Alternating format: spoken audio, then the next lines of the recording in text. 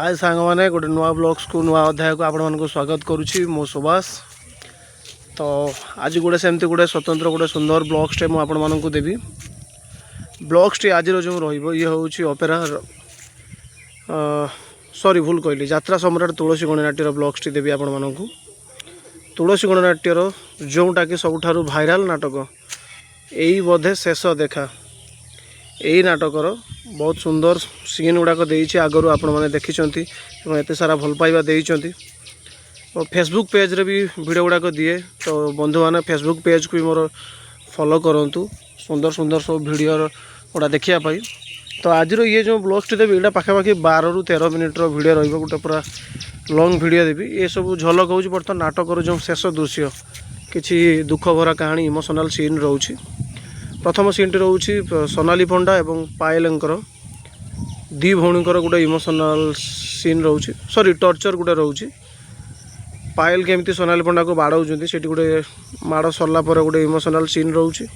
तापर सोनाली पंडा कृष्णाकर गोटे सीन रोचे कहीं पिला बेलू एमाने जे जार सब अलग हो जाते तो दी भौणी एवं भाई जितेबाला से माने नाटकर शेष दृश्य आड़ को जिते समस्त परिचय पाँच से एत सुंदर गोटे माने दी भौणी भाईर सीन रोचे माने कृष्णा एवं सोनाली पंडा एवं पायलंकर माने सीन टी देखिए आप जापर प्रकृत में माने नाटकटी केते सुंदर होती।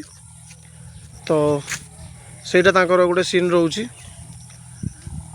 आज ये जो भिडटी करा हूँ स्वतंत्र माने पूरा तुलसी गणनाट्य गोटे मन को छुईला भाया सीन जिते से एकाठी होती गोटे नाटक गोटे आलाप ये रोचे गोटे बहुत सुंदर ये भिडियो देखूँ आपण मैंने गोटे थर आशा करी भिडियोटी आपण मानक निहाती मन को छुईब।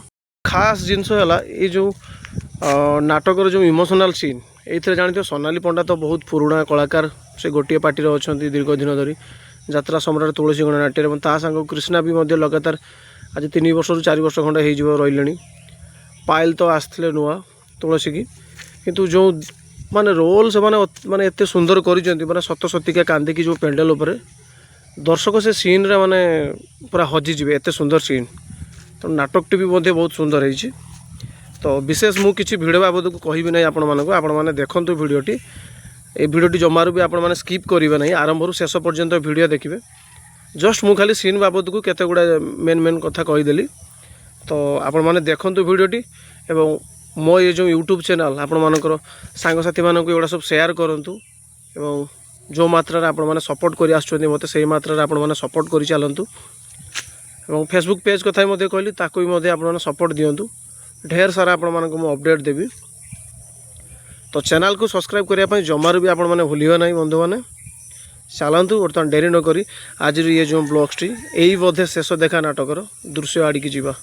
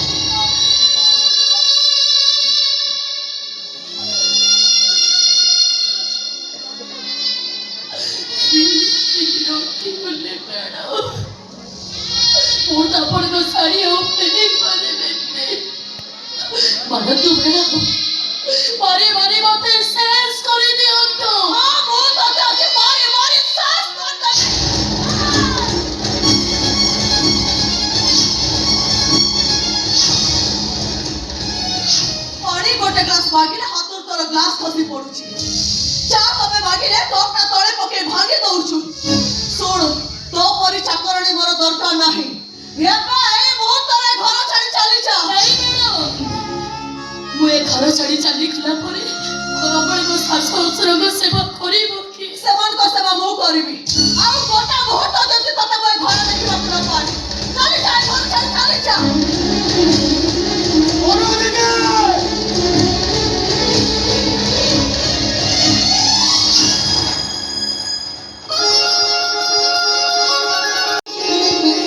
ତୁ ଆସି ଏଠି ତତେ କିଏ କହିଲା ମୁଁ ଏখানে ରହୁଛି ବୋଲି? ଆଉ କହିବ ଅନୁଷ୍କା ଭାଉଜ କହିଲେ ବଡ ଦିଦି ଏଇ, ତୁ ମତେ ବଡ ଦିଦି ବୋଲି କାହିଁକି ଡାକୁଛୁ ରେ ରୁଦ୍ର? ତୁ ମତେ ରୁଦ୍ର ବୋଲି କାଇଁ ଭାବୁଛୁ? ମୁଁ ଜାଣିଛି ତୁ ମତେ ଠିକ ଚିହ୍ନି ପାରୁଛୁ।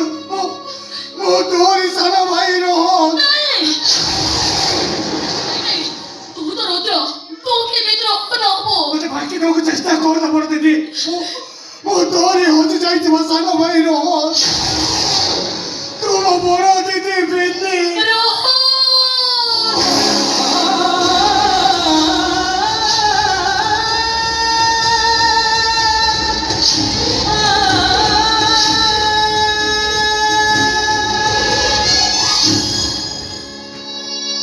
ଗଲା ମୋ ସାନ ଦିଦି ରୂପୀ।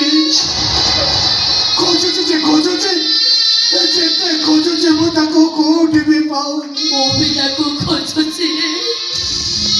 ଆମ ମା ତ ଟ୍ରେନ୍ ଆକ୍ସିଡେଣ୍ଟରେ ମରିଗଲା, କିନ୍ତୁ ଆମ ରୁବି ବଞ୍ଚିଛି। ଦେଖା ହବ, ଆମ ରୁବି ସହିତ ଆମର ନିଶ୍ଚିତ ଦେଖା ହବ। ଆଉ ଯୋଉଦିନ ମୁଁ ରୁବିକି ପାଇଯିବି, ସେଇଦିନ ଏ କୋଳରେ ଧରି ମୁଁ ତାକୁ ଏତେ ଗେଲ କରିବି ଯେ।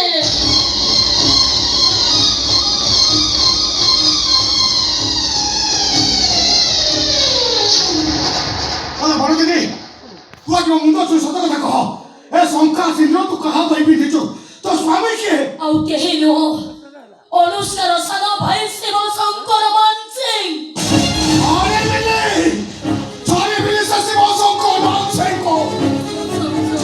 ଅଧିକାର ମୁଁ ଜୋର ଜବରଦସ୍ତ ତାକୁ ଆଦାୟ କରିବି। ଛି, ତୁ ଏମିତି କଣ କହୁଛୁ ରେ ରୋହନ?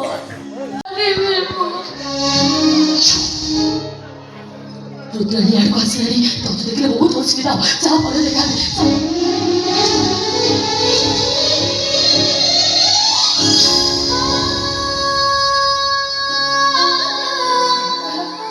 ମ୍ୟାଡାମ ଆପଣ ଏମିତି ତଳେ ପଡ଼ିଗଲେ କାହିଁକି ମ୍ୟାଡାମ? ମ୍ୟାଡାମ ଉଠନ୍ତୁ ନା।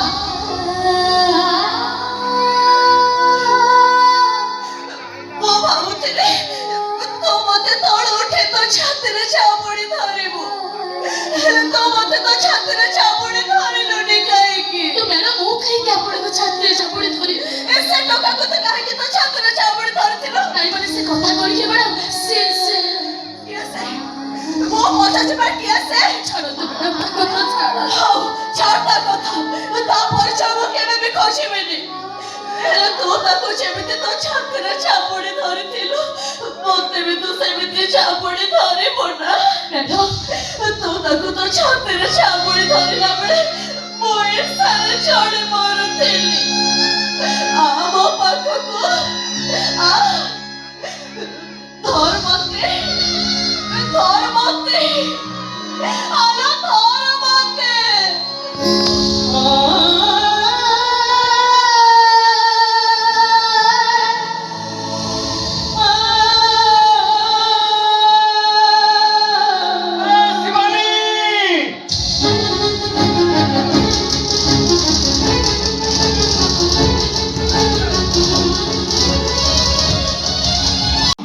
ଆପଣ କେମିତି ଜାଣିଲେ ମୋର ସାନ ଦିଦି ଅଛି ବୋଲି? ମାନେ କଥା କଣ କି, ତୋ ଯଦି ଗୋଟା ଦିଦି ଥାନ୍ତା ତାହେଲେ ତୁ କେବଳ ଦିଦି ବୋଲି ହିଁ ଡାକିଥାନ୍ତୁ। ତୋ ସାନ ଦିଦି ଅଛି ବୋଲି ତୁ ତ ବଡ ଦିଦିକୁ ଡାକୁଛୁ ନା? ଖୋଜି ଖୋଜି ବହୁତ ବର୍ଷ ପରେ ମୁଁ ମୋ ବଡ ଦିଦିକି ପାଇଛି। ହେଲେ ଯେତେ ଖୋଜିଲେ ବି ମୋ ସାନ ଦିଦିକି ମୁଁ କୋଉଠି ପାଉନି, କୋଉଠି ପାଉନି। ପାଇବୁ ରେ, ତୋ ସାନ ଦିଦିକୁ ତ ନିଶ୍ଚୟ ପାଇବୁ। ତୋ ଡାକ ତୋ ସାନ ଦିଦିକୁ, ତୋ ଡାକ ତୋ ସାନ ଦିଦି ନିଶ୍ଚୟ ଶୁଣିବ। ଡାକ ତୋ ସାନ ଦିଦିକୁ ଡାକ। ହଁ, ଡାକିବି ଡାକିବି ମୁଁ। ଆପଣ କଥା ମାନି ମୁଁ ନିଶ୍ଚୟ ଡାକିବି, ନିଶ୍ଚୟ ଡାକିବି ମୁଁ। ସାନ ଦିଦି, ସାନ ଦିଦି। ରୋହନ,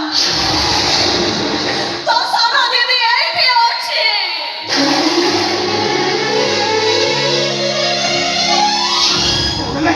ଆପଣ ଆପଣ ମୋ ସାନ ଦିଦି, ଆପଣଙ୍କ ନାଁ କଣ? ମୋ ନା ପରା ରୁବି।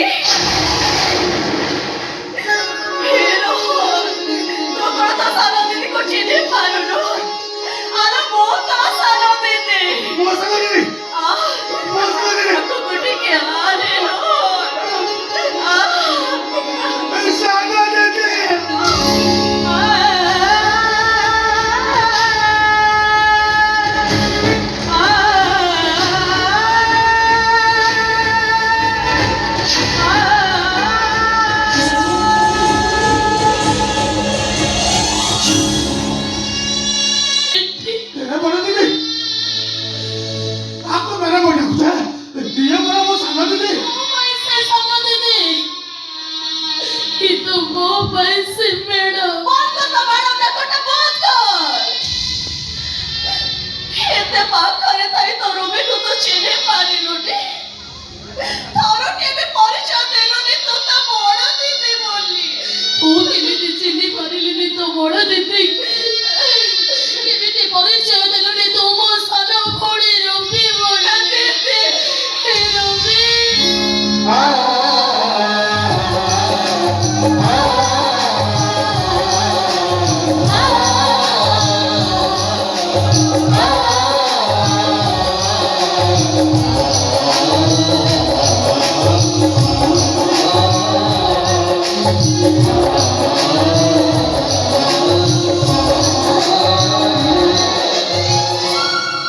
ମୁଁ ଆଜି ବହୁତ ଖୁସି।